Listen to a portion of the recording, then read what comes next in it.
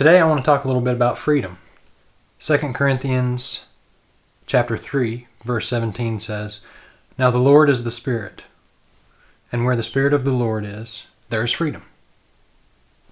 All right, now that I've dropped that in your head, let's roll that intro and get started.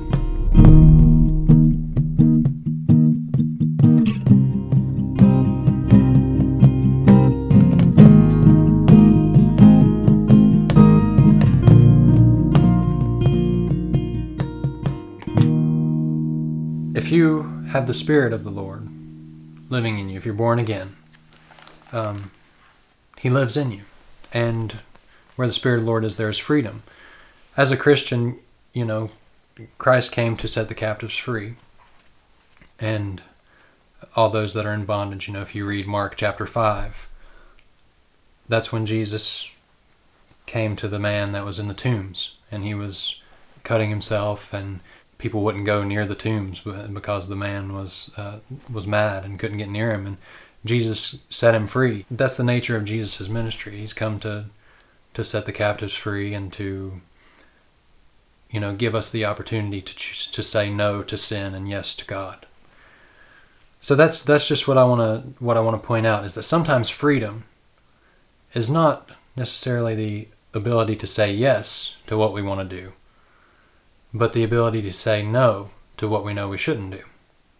Paul says, all things are lawful for me, but not all things are expedient. Not all things build up my Christian walk. Not all things are helpful to others in their Christian walk. Paul talks about, if it offends your brother to eat meat, if you eat meat in front of your brother, if it offends him, then abstain from eating meat. You have the freedom as in Christ. Christ gave us the ability to be free to not be under the Mosaic law. Under the Mosaic law, there were some foods that were considered unclean that you couldn't eat, for instance. Circumcision is another thing that you had to do, but you have the freedom as a Christian now. You don't have to be circumcised to be saved. You don't have to follow the law of Moses, the dietary laws. You don't have to follow that to be saved. You have the freedom, to not do that. But what I'm trying to say is that sometimes we indulge in things boasting about our freedom, which we do have in Christ. But sometimes what we view as freedom can actually be slavery. Let me go to 2 Peter chapter 2. So verse 1 starts off saying, "But false prophets also arose among the people, just as there will be false teachers among you, who will secretly bring in destructive heresies, even denying the master who bought them, bringing upon themselves swift destruction." St. Peter here is talking about false teachers, just to give you a little bit of context. And he goes on down through the passage talking about Noah, Lot, Sodom and Gomorrah. I want to pick back up with verse 17.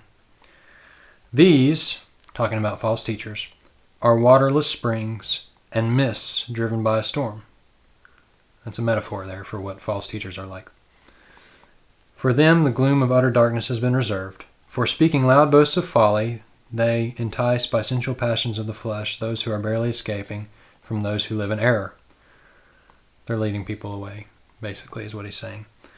"They promise them freedom." Now, we've been talking about this idea of freedom. "But they themselves are slaves of corruption."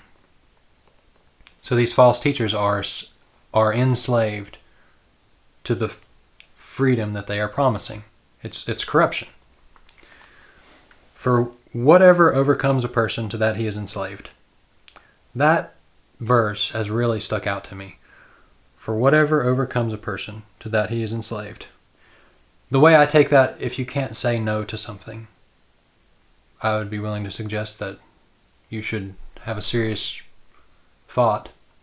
Am I enslaved to this?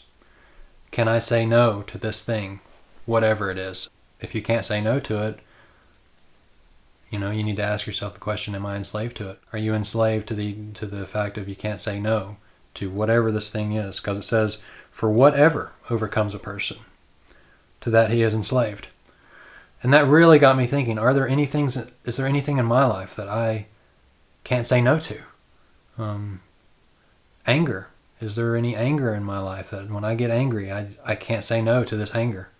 Is there anything that I want to do that I cannot say no to?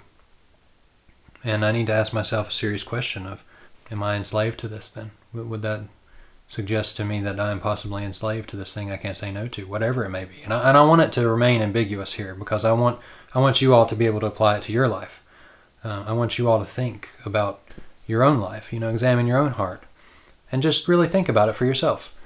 And if there is something that you feel you could possibly be enslaved to, if there's something that constantly overcomes you, whatever it may be, if you're in Christ and Christ is in you, where the Spirit of the Lord is, there is freedom. Exercise your freedom to say no.